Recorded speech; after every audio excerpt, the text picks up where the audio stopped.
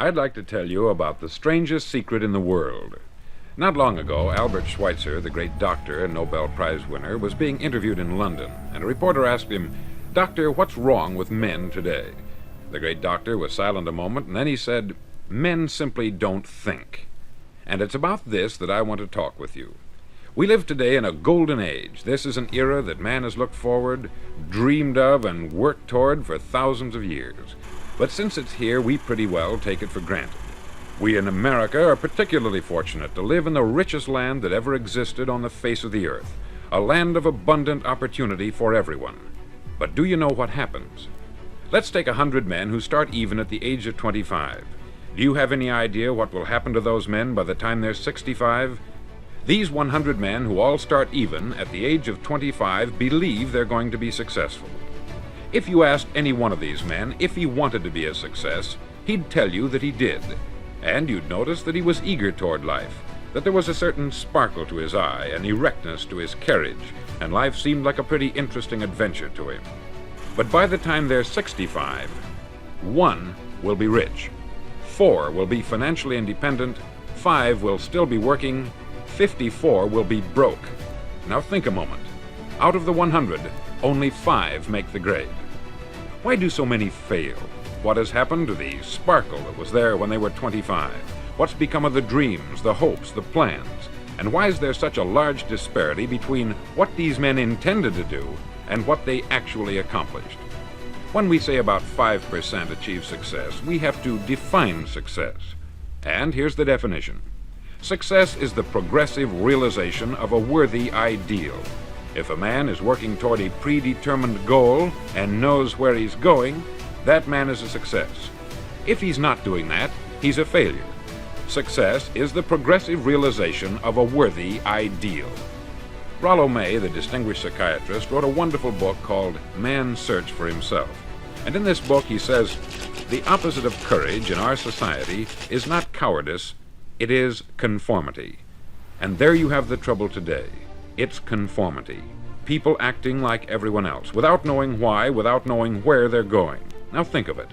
In America right now, there are over 14 million people 65 years of age and over, and about 13 million of these 14 million are broke. They're dependent on someone else for life's necessities. Now, we learn to read by the time we're 7. We learn to make a living by the time we're 25. Usually, by that time, we're not only making a living, we're supporting a family. And yet, by the time we're 65, we haven't learned how to become financially independent in the richest land that has ever been known. Why? We conform. And the trouble is that we're acting like the wrong percentage group, the 95% who don't succeed. Now, why do these people conform? Well, they don't know, really. These people believe that their lives are shaped by circumstances, by things that happen to them, by exterior forces. They're outer-directed people. A survey was made one time that covered a lot of men, working men, and these men were asked this question: why do you work? Why do you get up in the morning? 19 out of 20 had no idea. If you ask them, they'll say, everyone goes to work in the morning. And that's the reason they do it, because everyone else is doing it. Now let's get back to our definition of success. Who succeeds? The only man who succeeds is the man who is progressively realizing a worthy ideal. He's the man who says, I'm going to become this, and then begins to work toward that goal. I'll tell you who the successful people are. A success is the school teacher who's teaching school because that's what she wanted to do. The success is the woman who's a wife and mother because she wanted to become a wife and mother and is doing a good job of it. The success is the man who runs the corner gas station because that's what he wanted to do. The success is the successful salesman who wants to become a top-notch salesman and grow and build with his organization. A success is anyone who is doing deliberately a predetermined job because that's what he decided to do deliberately. But only 1 out of 20 does that. That's why today there isn't really any competition, unless we make it for ourselves. Instead of competing, all we have to do is create. Now, for 20 years, I looked for the key which would determine what would happen to a human being. Was there a key I wanted to know which would make the future a promise that we could foretell to a large extent?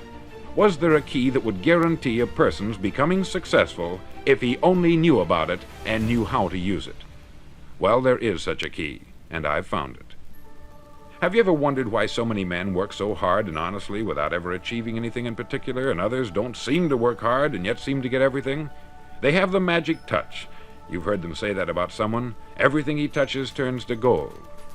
And have you ever noticed that a man who becomes successful tends to continue to become successful? And on the other hand, have you noticed how a man who is a failure tends to continue to fail?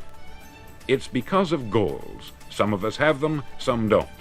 People with goals succeed because they know where they're going. Now think of a ship leaving a harbor, and think of it with the complete voyage mapped out and planned. The captain and crew know exactly where it's going and how long it will take. It has a definite goal. 9,999 times out of 10,000, it will get to where it started out to get. Now let's take another ship, just like the first, only let's not put a crew on it, or a captain at the helm. Let's give it no aiming point, no goal, no destination. We just start the engines and let it go. I think you'll agree with me that if it gets out of the harbor at all, it will either sink or wind up on some deserted beach a derelict. It can't go anyplace because it has no destination and no guidance. It's the same with a human being. Take the salesman, for example. There is no other person in the world today with the future of a good salesman. Selling is the world's highest paid profession, if we're good at it and if we know where we're going. Every company needs top-notch salesmen, and they reward those men. The sky is the limit for them. But how many can you find? Someone once said, the human race is fixed, not to prevent the strong from winning, but to prevent the weak from losing. The American economy today can be likened to a convoy in time of war.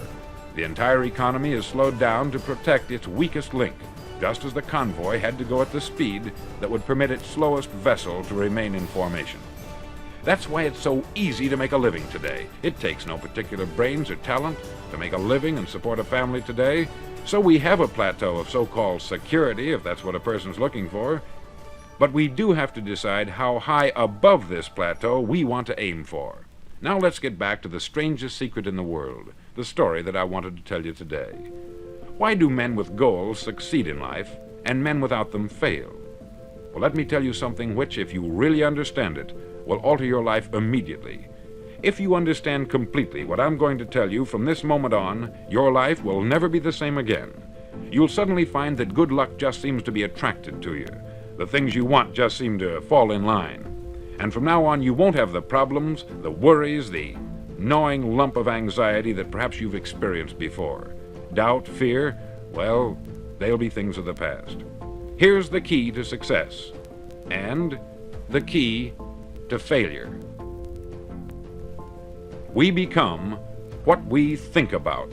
Now let me say that again. We become what we think about. Throughout all history, the great wise men and teachers, philosophers and prophets have disagreed with one another on many different things.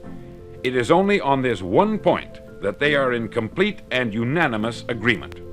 Listen to what Marcus Aurelius, the great Roman emperor, said. He said, "A man's life is what his thoughts make of it."